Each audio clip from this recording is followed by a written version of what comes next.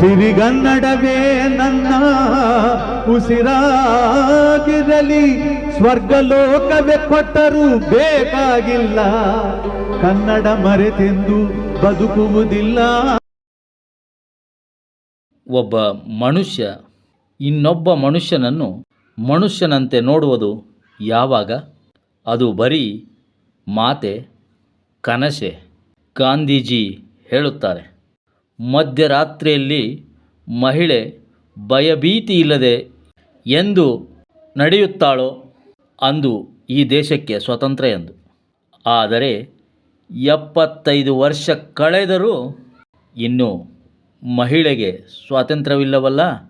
ಕಾಂಗ್ರೆಸ್ ಪಕ್ಷದ ಪ್ರಮುಖರು ಹೇಳುತ್ತಾರೆ, ಮಹಿಳೆಯರಿಗೆ ಮೀಸಲಾತಿ ಬೇಡ, ಅವರಿಗೆ ಸ್ವತಂತ್ರ ಬೇಡ ಅಂತ.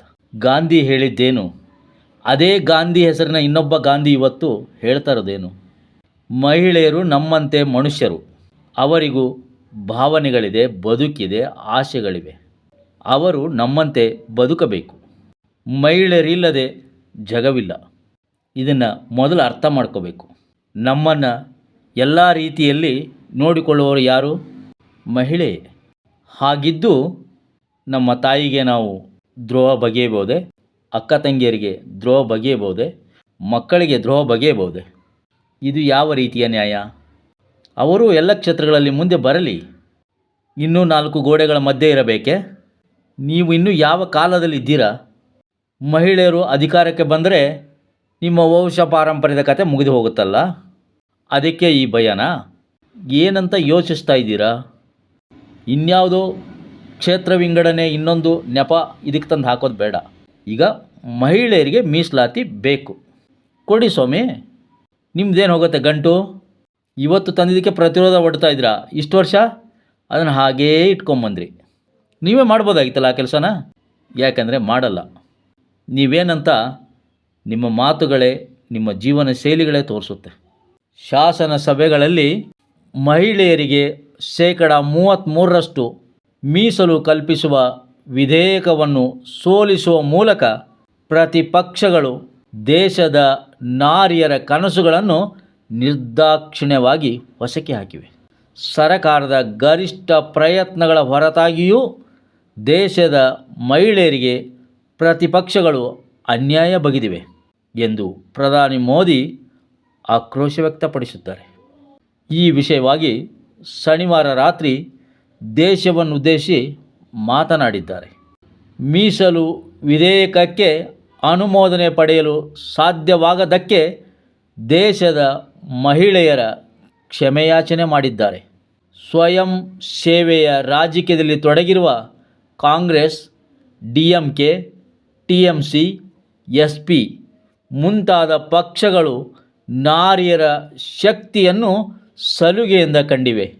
ಭಾರತೀಯ ಮಹಿಳೆಯರ ಮುನ್ನಡೆಯನ್ನು ಹೇಗೆ ಪ್ರತಿಪಕ್ಷಗಳು ತಡೆಯುತ್ತಿವೆ ಎಂಬುದನ್ನು ಪ್ರತಿಯೊಬ್ಬ ಭಾರತೀಯರು ನೋಡುತ್ತಿದ್ದಾರೆ. ಪ್ರತಿಪಕ್ಷಗಳು ತಮ್ಮ ಸ್ವಾರ್ಥದ ಏಳಿಗೆಗಾಗಿ ಮಹಿಳಾ ಸಬಲೀಕರಣವನ್ನು ಬಲಿ ಕೊಡುತ್ತಿವೆ. ಪ್ರತಿಪಕ್ಷಗಳು ಮಹಿಳಾ ಮೀಸಲು ವಿರೋಧಿಸುವ ಮೂಲಕ ಪಾಪದ ಕೃತ್ಯ ಎಸಗಿವೆ. ಇದಕ್ಕೆ ತಕ್ಕ ಶಿಕ್ಷೆ ಕಾದಿದೆ.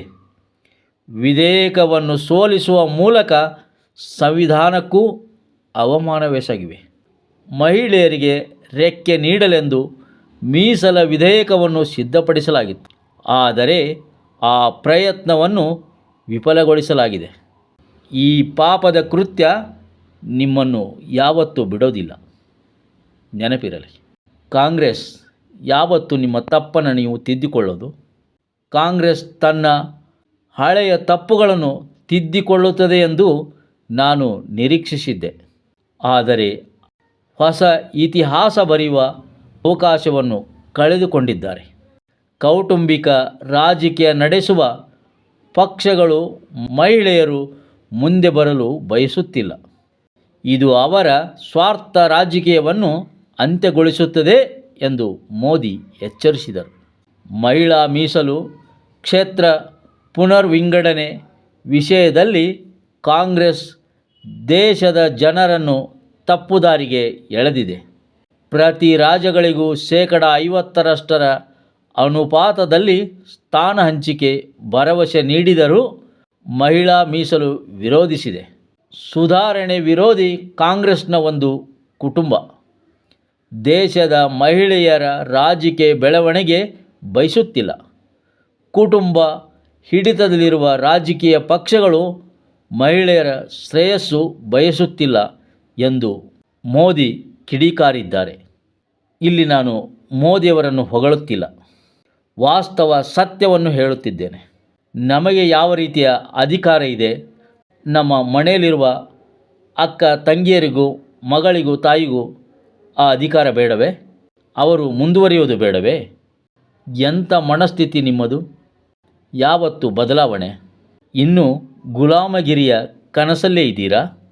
ಒಂದು ವೇಳೆ ಮಹಿಳೆ ಮುನಿದರೆ ಅಂದೇ ನಿಮ್ಮ ಅಂತ್ಯ.